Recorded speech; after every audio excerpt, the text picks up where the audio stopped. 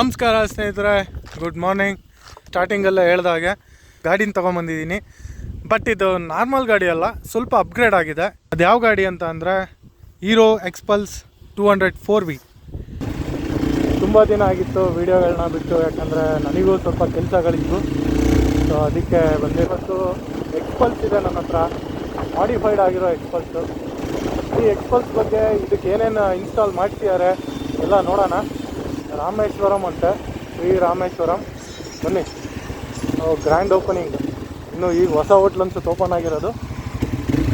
ಹೆಂಗಿದೆ ನೋಡೋಣ. ಇನ್ಕಂಪನ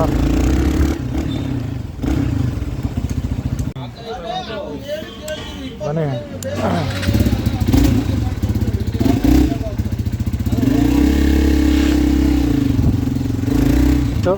ಈಗ ಸಣ್ಣದಾಗಿ ಒಂದು ಟ್ರಯಲ್ಸ್ ಮಾಡೋಣ.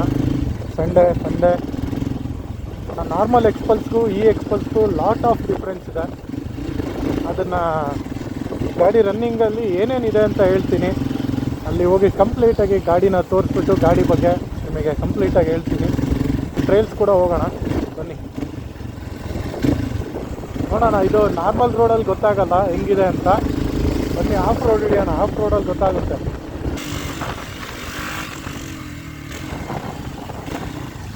ಕಣಿವೆ ಮರಂ ದೇವಸ್ಥಾನ ಸ್ನೇಹಿತರೆ ಅದು. ಈಗ ಕಂಪ್ಲೀಟ್ ಆಫ್ ರೋಡ್ಗೆ ಎಂಟ್ರಿ. ಅಲ್ಲಿ ಕಾಣ್ತಾ ಇದೆ ನೋಡಿ ಮೇಲೆ ಬೆಟ್ಟ, ಅಲ್ಲಿಗೆ ಹೋಗೋಣ. ಸಣ್ಣದಾಗೊಂದು ಸ್ಪಿನ್ ಮಾಡ್ಕೊಂಡು ಹೋಗೋಣ. ಬನ್ನಿ, ಗಾಡಿ ಹೆಂಗೆ ಹೋಗುತ್ತೆ ನೋಡೋಣ. ಹತ್ತೋಣ.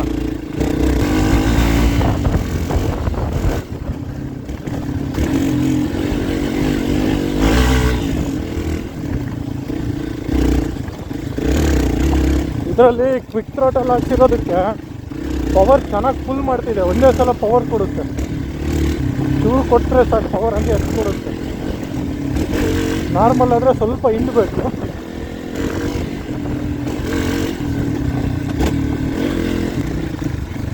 ಕಲ್ಲು ಗುಂಡಿ ಏನೇ ಇರಲಿ ಗುರು, ಗೊತ್ತೇ ಆಗಲ್ಲ.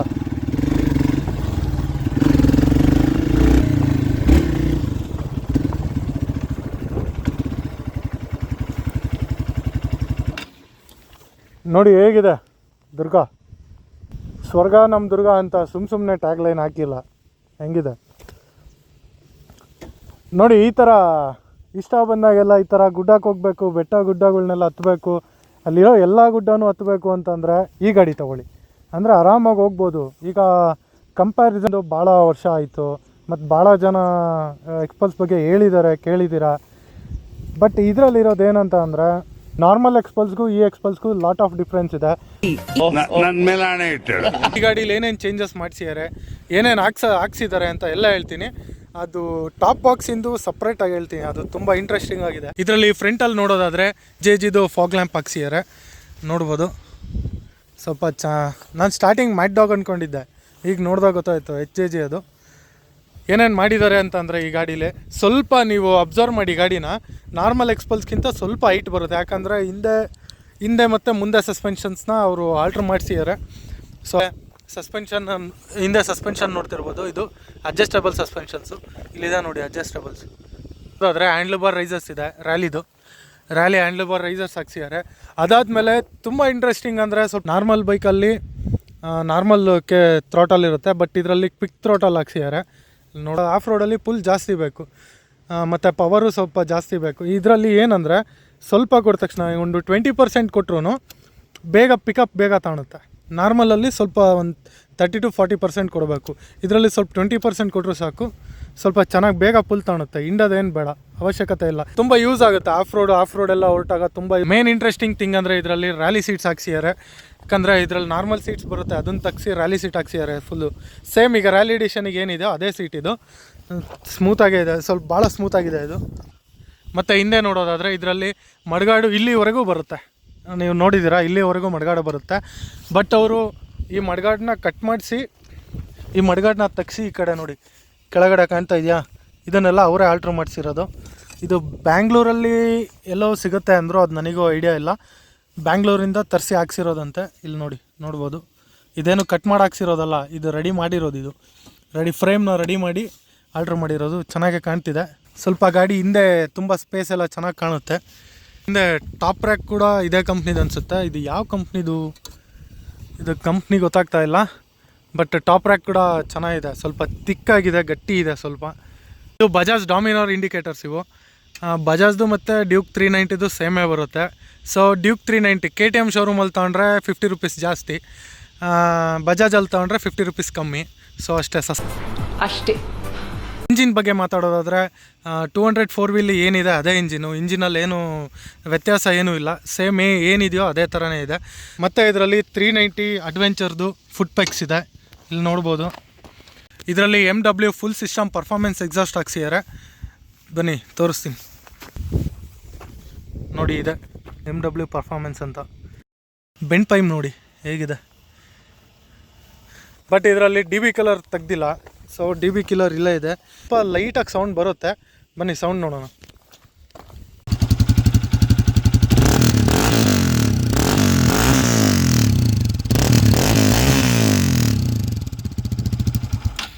DB ಕಿಲ್ಲರ್ ತೆಗ್ದಿರೋ ತುಂಬ ಚೆನ್ನಾಗಿ ಸೌಂಡ್ ಬರೋದು.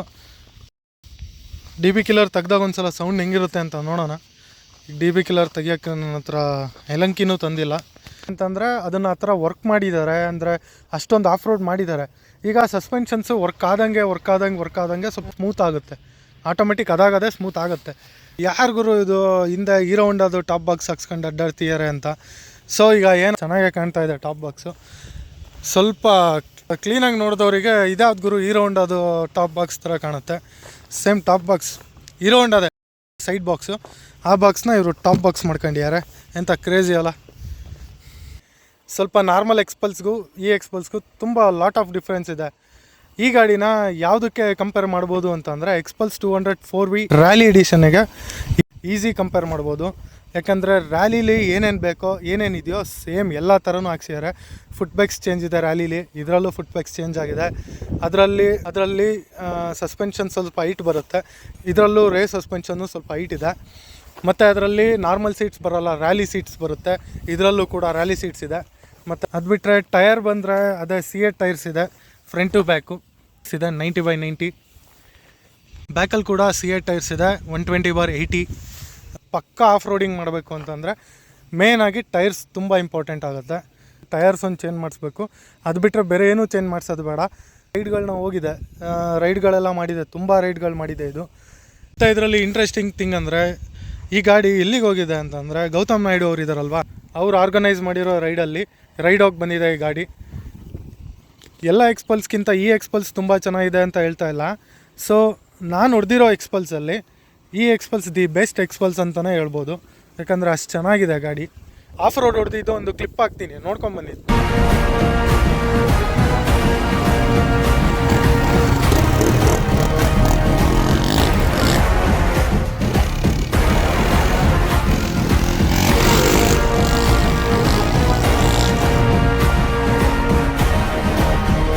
ನೋಡಿ ಇಷ್ಟಿದೆ ಈ ಗಾಡಿದು. ಟಾಪ್ ಬಾಕ್ಸಿಂದು ಪರವಾಗಿಲ್ಲ, ಅವ್ರವ್ರ ಇಷ್ಟ ಗುರು, ಅವರು ಯಾವ ಥರ ಮಾಡಿಸ್ಕೊತಾರೋ ಅವ್ರವ್ರ ಇಷ್ಟ ಅದು. ಸೊ ನಾನು ಈ ಗಾಡೀಲಿ ಏನೇನು ಹಾಕ್ಸಿದ್ದಾರೆ, ಏನೇನು ತೆಗ್ಸಿದ್ದಾರೆ ಅದನ್ನು ಹೇಳಿದ್ದೀನಿ, ಏನೇನ ರೀಪ್ಲೇಸ್ ಮಾಡಿಸಿದ್ದಾರೆ ಅದನ್ನು ಕೂಡ ಹೇಳಿದ್ದೀನಿ.